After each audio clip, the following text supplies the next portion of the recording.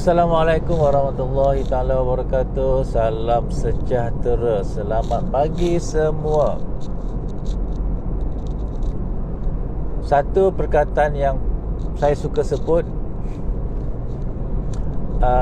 saya suka emphasize adalah arus perdana, kerana dia melibatkan satu sistem yang dilaksanakan ke atas semua.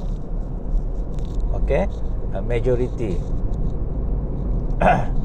Maka pendidikan arus perdana adalah pendidikan yang dikenakan kepada semua murid, sekurang-kurangnya sehingga tingkatan 5 matrikulasi ataupun college, tingkatan 6. Bila menyebut pasal arus perdana, dia menyentuh semua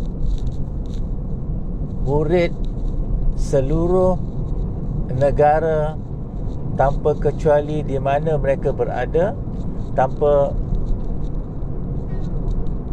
memberikan apa-apa keutamaan kepada mana-mana pihak. Semua dianggap sebagai sama. Okey? Dan itu sebenarnya sesuatu yang tidak benar, kerana permulaan anak-anak ini berbeza. Ada kalanya sangat berbeza.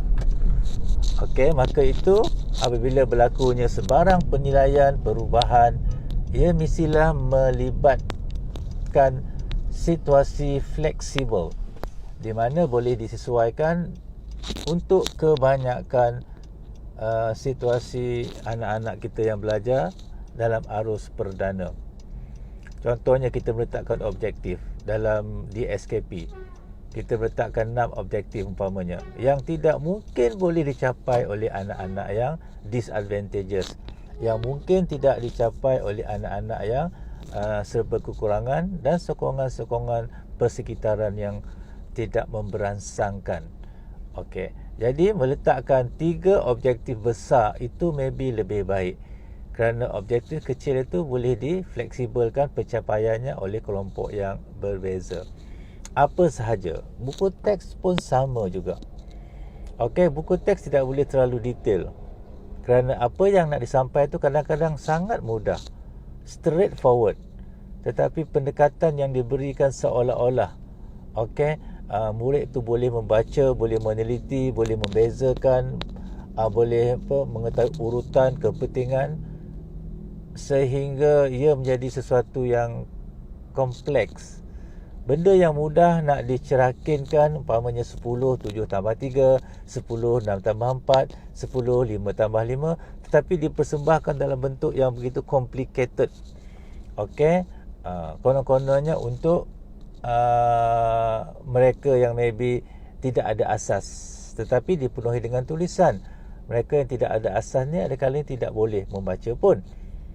Jadi itu perkara. Jadi bila kita buat perkara itu sebagai satu kerangka idea utama, maka ia boleh digarap oleh mereka yang boleh membaca ataupun mereka yang kurang mahir membaca, tetapi idea utama yang ingin disampaikan itu dapat menghampiri majoriti murid dan dapat disampaikan dengan lenggok PDP yang berbeza oleh guru yang berpengalaman atau guru yang tidak berpengalaman, guru di Damansara ataupun guru di Long Pasir. Okey, jadi itulah pendekatan yang kalau kita nak melaksanakan pendidikan arus perdana. Ini bukan soal sekolah international yang boleh mendapat murid-murid yang kita katakan advantages sebahagian besarnya. Jadi kita kena melihat keseluruhannya. So dengan itu kita cuba mengurangkan sebanyak mungkin keciciran dan membawa sebahagian besar mereka dari tahun ke tahun dengan pemahaman yang bertambah.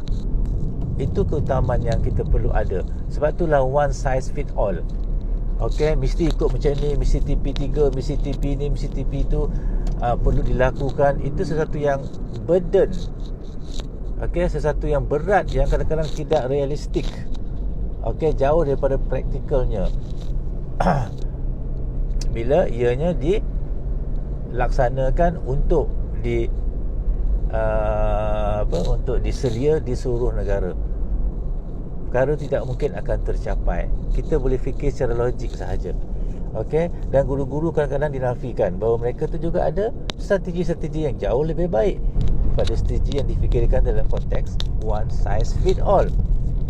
Okey, memanglah pendidikan itu tidak akan dapat menyempurnakan semua pihak, tetapi kita bercakap arus perdana sekurang-kurangnya dia dapat menyempurnakan pada peringkat yang paling asas kepada semua murid.